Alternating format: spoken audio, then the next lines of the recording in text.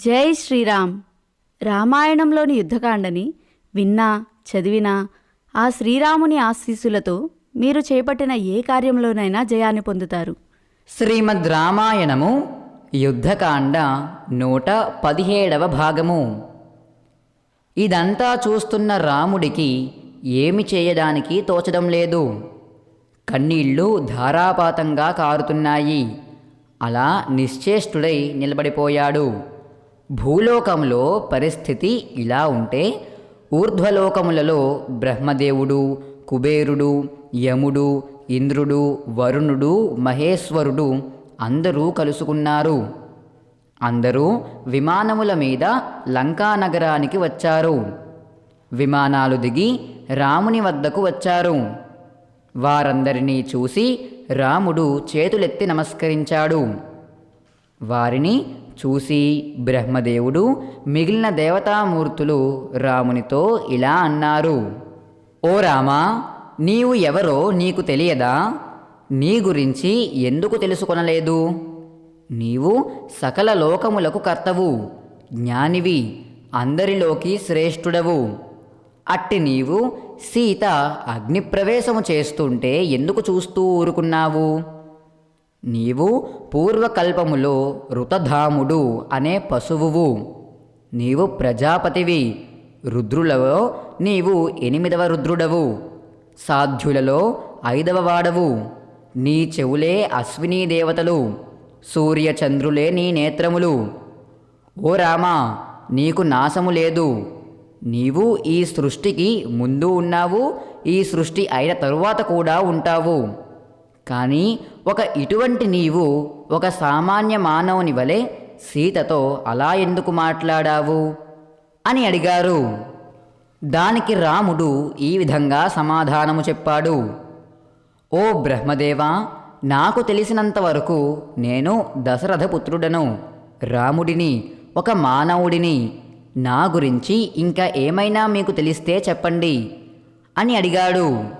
అప్పుడు బ్రహ్మ ఇలా చెప్పసాగారు: రామా, నీవు సాక్షాత్తు శ్రీమన్నారాయణుడవు. నీవు వరాహమూర్తివి. భూత భవిష్యత్ కాలములలో దుష్టులను శిక్షించడానికి అవతారాలు ఎత్తుతున్నావు. నీవు ఆది మధ్యాంతరహితుడవు, బ్రహ్మస్వరూపుడవు, యజ్ఞపురుషుడవు. నీకు 4 భుజములు ఉన్నాయి. నీవు సర్వవ్యాపివి. నీవు నీ ఇంద్రియములను నిగ్రహించుకోగలవు. నీ భక్తుల హృదయములలో సదా నివసిస్తుంటావు. పురుషులలో ఉత్తమ పురుషుడవు. నీవు ఉపేంద్రుడివి. నీవే మధుసూదనుడవు. త్రిలోక సేనాధిపతివి నీవే. లోకంలో ఉన్న గ్రామములకు అధిపతివి నీవే. మానవులలో ఉన్న బుద్ధి, ఓర్పు నీవే. సృష్టి, స్థితి, లయములకు కారకుడవు నీవే. నీవు ఇంద్రుడవు. నాభియందు పద్మము కల పద్మనాభవుడవు నీవే. వినాశకారకుడవు నీవే. నీ శరణుజొచ్చిన వాడిని రక్షించేవాడివి నీవే. 3 లోకములకు సృష్టికర్తవు నీవే. నీవు స్వతంత్రుడవు. శాఖోపశాఖలుగా విస్తరించిన వేదములు నీవే. సిద్ధులకు సాధ్యులకు ఆశ్రయము నీవే. యజ్ఞము నీవే. వషట్కారము నీవే. ఓంకారము నీవే. అందరిలోకి శ్రేష్ఠుడివి నీవే. నీకు పుట్టుక నాశము లేవు. నీవు ఎవరువో ఎవ్వరికీ తెలియదు. నీవు అందరిలో ఉన్నావు. గోవులలోనూ, బ్రాహ్మణులలోనూ, అన్ని దిక్కులలోనూ, ఆకాశంలోనూ, పర్వతాలలోనూ, నదులలోనూ ఉన్నావు. నీవు 1000 కొలది పాదములు, 1000 కొలది చేతులు, 100 కొద్ది తలలు, 1000 కొలది నేత్రములు కలిగి ఉన్నావు. నీవు ఈ భూమిని, అందులోని సమస్త ప్రాణులను ధరించి ఉన్నావు. ఓ రామా, నీవు భూమికి అట్టడుగున ఆదిశేషుని రూపంలో 3 లోకములను ధరించి ఉన్నావు.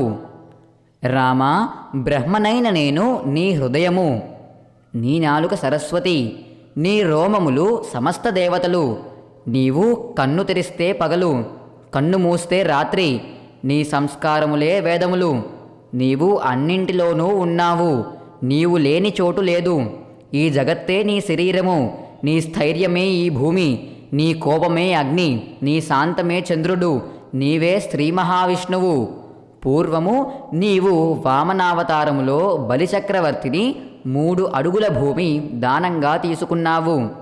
బలిని పాతాళానికి అణగదొక్కి మహేంద్రుని స్వర్గానికి అధిపతిని చేశావు. ఈ సీత ఎవరో కాదు, సాక్షాత్తు లక్ష్మీదేవి. నీవే శ్రీ మహావిష్ణువు.